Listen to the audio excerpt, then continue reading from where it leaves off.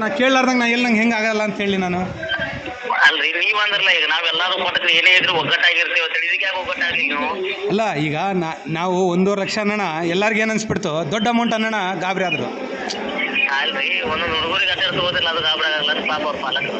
ಹಾಂ ಸರ್, ಒಂದೊಂದು ಹುಡುಗರಿಗೆ 50,000 ತಗೋತಾರೆ ಪಾಪ ಅವ್ರ ಗಾಬರಿ ಆಗಲ್ಲ ಪಾಲಕರು. ಸರ್ ಇದನ್ನ ನೀವು ನಿಮಗೆ ಯಾರೋ ತಪ್ಪು ಕಲ್ಪನೆ ಕೊಟ್ಬಿಟ್ಟಾರ. ನಮ್ಮ ನಿಡಗುಂದಲ್ಲಿ ಯಾರೂ 50,000 ತೊಗೊಳಲ್ಲ ಸರ್.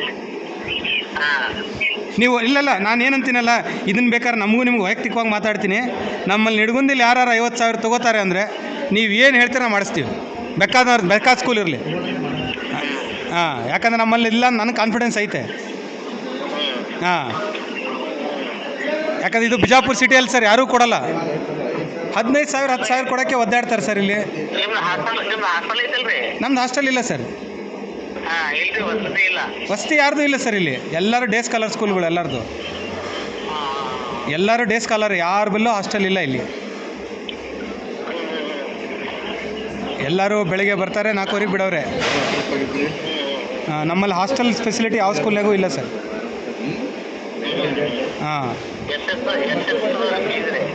ಯಾರು ಸರ್? ಅದೇ ಹೇಳಿದ್ನಲ್ಲ, 10,000 12,000, ಭಾಳ ಅಂದ್ರೆ 18,000 ಮುಗೀತು. ಹೈಯೆಸ್ಟ್ 10th 18,000 ಇರಬೇಕು.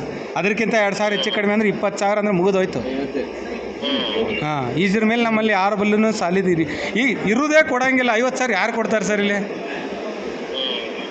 ಯಾಕಂದರೆ ನಿಮಗೆ ಯಾರು ಸ್ವಲ್ಪ ತಪ್ಪು ಮಾಹಿತಿ ಕೊಡಿ. ನಿಮಗೆ ಸುಮ್ಮನೆ ನಾನು ವೈಯಕ್ತಿಕವಾಗಿ ನಿಮ್ಗೆ ಕರೆಕ್ಟ್ ಮಾಡಕತ್ತೀನಿ ಅಷ್ಟೇ.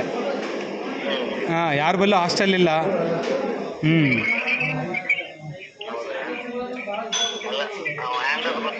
ಹಾಂ, ಈಗ ಯಾವುದೇ ನೀವು ಯಾವುದೇ ಕರೆಕ್ಟ್ ಇರ್ಬೋದು. ಹಾಂ, ಮನೆ ಒಂದು ಯಾವುದೋ ಸ್ಕೂಲ್ ಇನ್ಸಿಡೆಂಟ್ ಆಯ್ತಪ್ಪ, ಒಂದು ಯಾವುದೋ ಸ್ಕೂಲ್ ಬರ್ತಾ ಇದು ನಮ್ಮ ಸ್ಕೂಲ್ದೇ ಸರ್ ಅದು. ಅದೇ ನಿಮ್ದು ಆಯ್ತು. ಹಾಂ ಹಾಂ, ಅದು ಆಗ್ಯದ, ಎಷ್ಟು ದಿವಸ ಆಯ್ತು ಆಗ್ಯದ? ಹೀಗಾಗಿ ಒಂದು 15 ದಿನ ಆಯ್ತು ರೀ. 1 ತಿಂಗಳು ಮ್ಯಾಕ್ಸಿಮಮ್. ಹಾಂ, 1 ತಿಂಗಳು ಆಯ್ತು ರೀ. ಹಾಂ, ಅವ್ರಿಗೇನು ಪರಿಹಾರ ಕೊಟ್ರೇನ್ರಿ?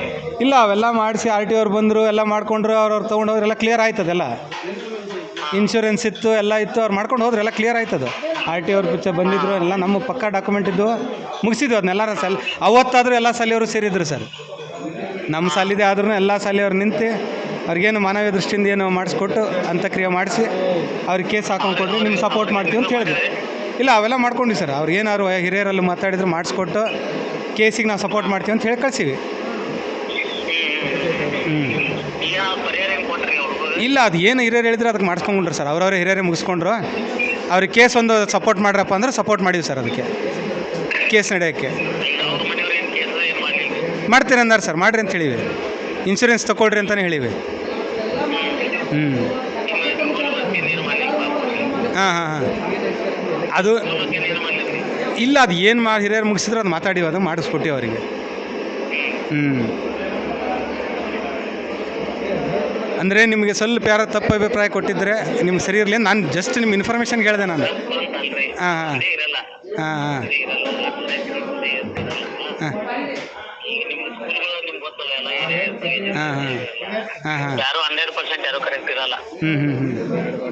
ಅದಕ್ಕೆ ನೀವು ಆಯ್ತು ಸರ್, ಅದು ಆಗಲ್ಲ, ಆಯ್ತು ಏನ್ರಿ ಮಾಡ್ತೀವಿ ಅಂದ್ರೆ ಒಂದು ಮಾತು ಬೇರೆ ಇರ್ತದೆ. ಆಯ್ತು ಸರ್, ಕಾರ್ಯಕ್ಕೆ ನೀವು ಇದು ಮಾಡ್ತೀವಿ ಸರ್. ನೀವು ಖಂಡಿತವಾಗಿ ಅದು ಆಗಂಗಿಲ್ಲ ಸರ್ ಅಂತಂದ್ರಲ್ಲ. ಇಲ್ಲ ಅವತ್ತೇ ಸರ್, ನಾನು ಎಲ್ಲರ ಮುಂದೆ ಇಟ್ಟಾಗ ಅವ್ರು ಬಂದಿದ್ದ ಅಭಿಪ್ರಾಯ ನಿಮ್ಮ ಮುಂದೆ ಇಟ್ಟಿನಿ ಅಷ್ಟೇ. ಇಷ್ಟಿಷ್ಟು ದೊಡ್ಡ ಅಮೌಂಟಿಗೆ ಆಗಲ್ಲ ಅಂತ ಹೇಳಿದ್ರೆ ಅಂತ ಹೇಳ್ದೇನೆ. 1.5 ಲಕ್ಷದ ಕಟ್ಲಿ ಅಂದರೆ ಎಲ್ಲಿಂದ ತರಮ್ಮ ಸರ್? 20 ಸಾಲಿಯವ್ರು ಸೇರ್ತೀವಿ, 10,000 15,000 ಎಲ್ಲಿಂದ ಕೊಡಮ್ಮ ಅಂತಂದರು. ಹಾಂ, ಈಗೇನಾಗುತ್ತೆ, ಈಗ ಒಬ್ರು ಕೊಟ್ಟಿವಿ ಅಂದರೆ ಎಲ್ಲರೂ ಕೊಡೋಕೆ ಕೇಳ್ಕೊಂಡೇ ಹೋಗ್ತಾರಿನ್ನ. ನೀವು ಒಬ್ಬರಿಗೆ ರುಚಿ ಹೆಚ್ಚಿಸ್ಬೇಡ್ರಿ ಅಂತ ನಮಗೆ ಬೈದ್ರು ಒಳ್ಳೆ.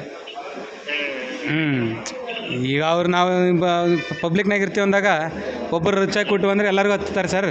ಈಗ ಅವರಿಂದ ಯಾರಿಗಾರು ಸುದ್ದಿ ತಿಳ್ಕೊತಾರೆ, ನಾಳೆ ನಮ್ಮವರು ಹೊಳ್ಳಿ ಬೀಳ್ತಾರೆ. ಹಂಗಂತ ಹೇಳೋಣ, ನಾನು ಏನೂ ಮಾತಾಡೋಕ್ಕಾಗಲಿಲ್ಲ. ಕನ್ವಿನ್ಸ್ ಮಾಡೋಕ್ಕೆ ಟ್ರೈ ಮಾಡಿದ್ವಿ, ಏನೂ ಮಾಡಲಿಲ್ಲ. ಆಮೇಲೆ ಎಲ್ಲರೂ ಸೇರಿದ್ವಿ ಇವತ್ತು. ಸರಿ ಸರಿ ಸರಿ.